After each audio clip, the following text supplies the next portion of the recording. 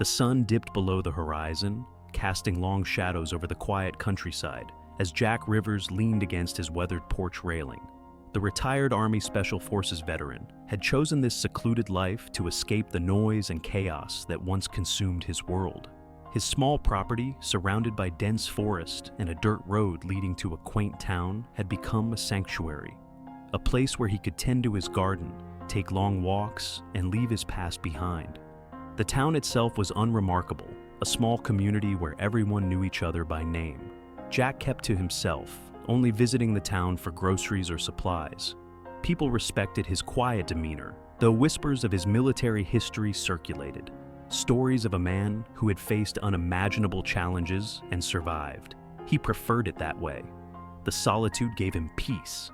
Across the road lived the Collins family, new arrivals who had moved in just months earlier. Jack often watched them from his porch, their laughter carrying across the yard as Tom and Lisa Collins played with their two young children, Emma and Jake. They seemed like good people, trying to make a fresh start after moving from the city. Jack occasionally exchanged polite greetings with Tom, but otherwise maintained his distance. But the peace of the town was shattered one late afternoon, when the rumble of motorcycles echoed through the valley. Jack's sharp instincts kicked in as he spotted a group of bikers rolling into town, their leather jackets emblazoned with the insignia of the Black Vipers, a gang infamous for extortion, violence, and intimidation. At first, Jack dismissed them as drifters passing through, but within days, it became clear they were here for more. Word spread quickly. Tom Collins, the mechanic who ran a small garage in town, had refused to pay the protection money the gang demanded. The retaliation was swift and brutal. Jack saw the aftermath: slashed tires, shattered windows, and the once happy family now retreating indoors, their fear palpable. Jack knew the signs all too well.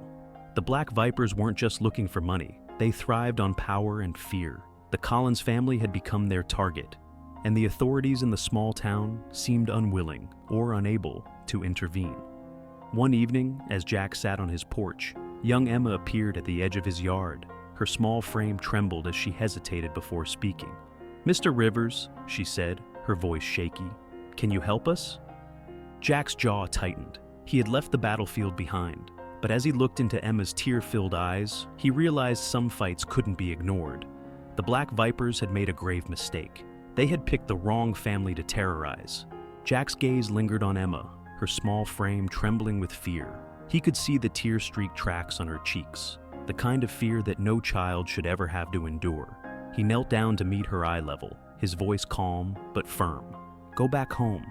Tell your parents to lock the doors and stay inside. I'll handle this." Emma sniffled, her voice barely audible. They said they'd come back." Jack's jaw tightened. He had seen men like the Black Vipers before, bullies who thrived on terrorizing the weak. But this time, they had chosen the wrong target. "Not if I can help it," he said, his voice low and resolute. Emma hesitated, then nodded, her faith in him apparent even though they barely knew each other. She ran back across the road toward her house, leaving Jack to stand alone on his porch.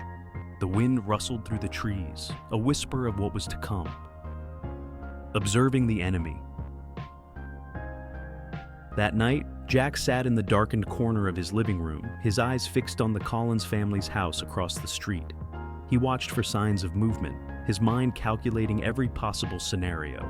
The lights in their home flickered off one by one, but Jack stayed vigilant, knowing the gang would return. It was only a matter of time. He didn't have to wait long. Around midnight, the distant growl of motorcycles echoed through the stillness.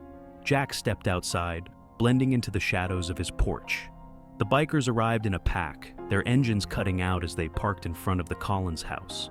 There were 6 of them, each clad in leather jackets bearing the Black Vipers emblem. Their leader, a towering man with a thick beard and a scar running down his cheek, Rex Crusher Malone, swaggered toward the front door. Jack's trained eyes took in their weapons, bats, chains, and knives.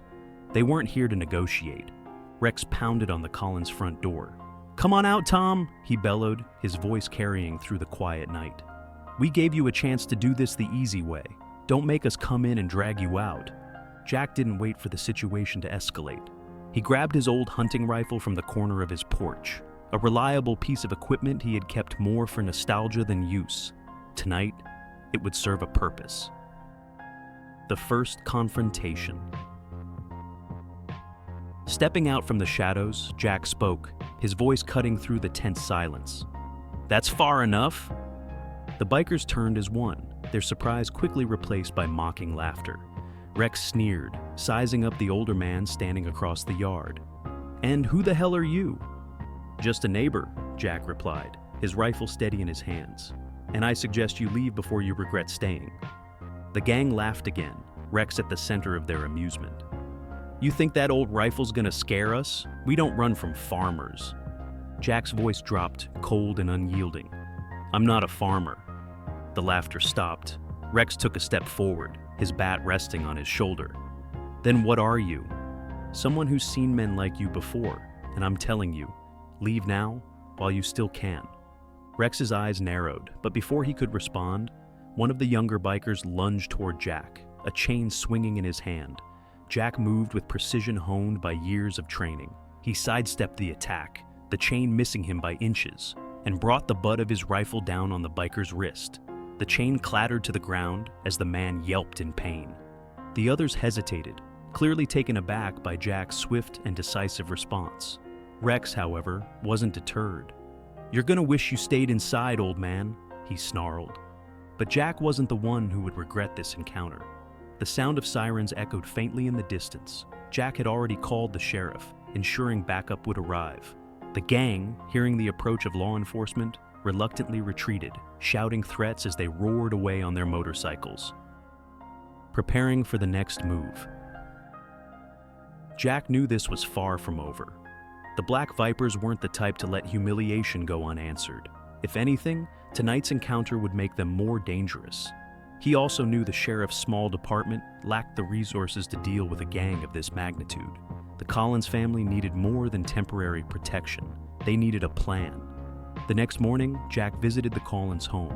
Tom answered the door, his face bruised and his expression filled with guilt. "I didn't want to drag anyone else into this," Tom said, his voice heavy with frustration. "But thank you for last night." Jack stepped inside, his tone direct. "This isn't just about you anymore. They're coming back, and we need to be ready." Together, Jack and Tom began fortifying the Collins property. Jack taught Tom how to set up simple deterrents, motion-activated lights, reinforced locks, and even tripwires around vulnerable entry points. Lisa, though visibly shaken, focused on comforting the children, while Jack reassured them that they were safe. The bikers' retaliation. 2 nights later, the bikers returned, this time in greater numbers. Jack had anticipated this and was ready. As the gang approached the Collins home, they tripped the motion sensors, flooding the yard with blinding light. Startled, they hesitated just long enough for Jack to act.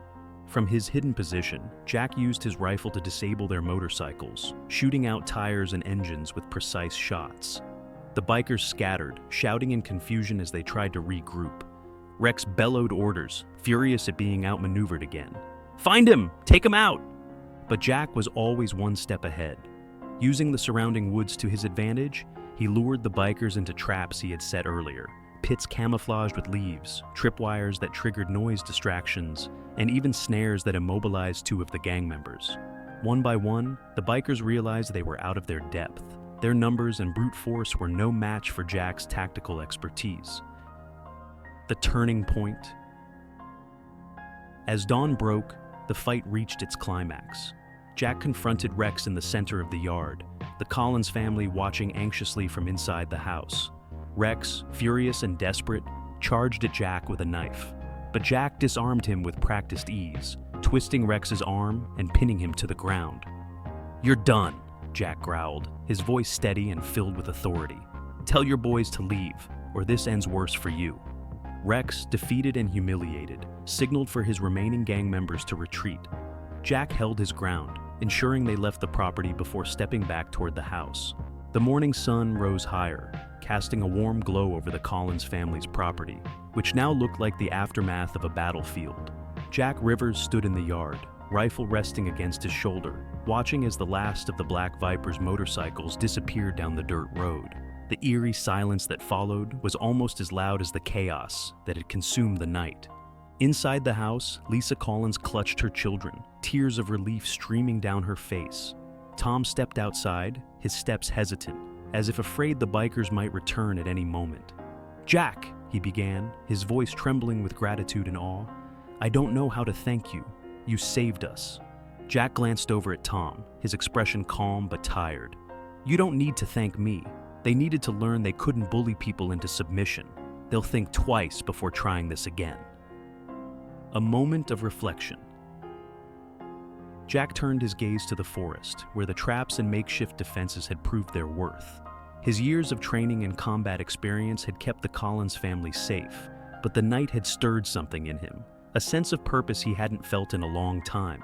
For years he had isolated himself, hoping to escape the violence of his past.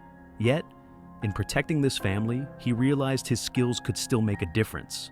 As Tom joined him in the yard, he spoke again, this time more firmly. "You didn't have to do this, Jack. You put yourself on the line for people you barely know." Jack shook his head. "It's not about knowing you. It's about doing what's right. No one deserves to live in fear, especially not kids." His gaze shifted to the house, where Emma and Jake peeked out from behind the curtains, their faces showing a mix of curiosity and admiration. Justice and new beginnings. Later that day, the sheriff arrived, his squad car kicking up dust as it rolled into the driveway. He took statements from Jack and Tom, his respect for Jack evident in the way he listened intently. "We'll clean up the rest of this mess," the sheriff assured them. "But you handled this better than we ever could." As the law began to dismantle what remained of the Black Viper's grip on the town, the Collins family started to rebuild their lives.